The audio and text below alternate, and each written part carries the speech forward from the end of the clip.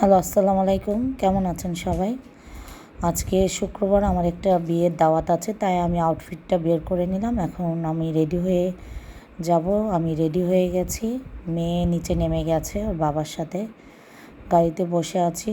আমরা ধানমন্ডি যাব। রাস্তায় শুক্রবার হলো, আজকে একটু জ্যাম ছিল। হয়তোবা সামনে রামাদান শুরু হবে, তাই।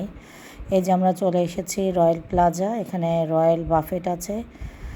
এই যে আমরা গাড়ির থেকে নামলাম, এখন আমরা লিফটের 5 তলায় যাব। এটা আমার অনেক পরিচিত বাফেট। অনেক আগে থেকেই আমরা এই বাফেটে যারা ছোট থাকতে আমরা আসতাম। অনেক ফ্যামিলি প্রোগ্রাম হতো এখানে আমাদের। এখন তেমন আসা হয় না ব্যস্ততার কারণে। যে আমরা চলে যাই। এখানে আমাদের একটা দূর সম্পর্ক রিলেটিভের মেয়ের বিয়ে।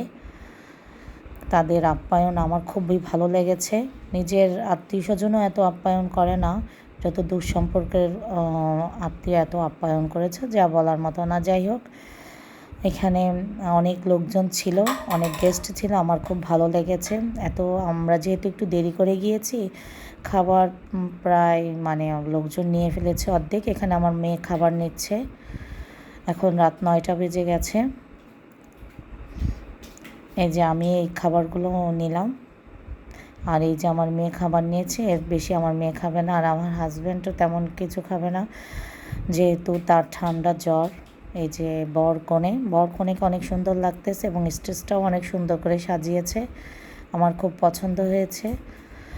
ওভারঅল ওদের সব কিছুই ভালো ছিল। আর রয়্যাল বাফেটের আগে থেকেই খাবারের মান ভালো।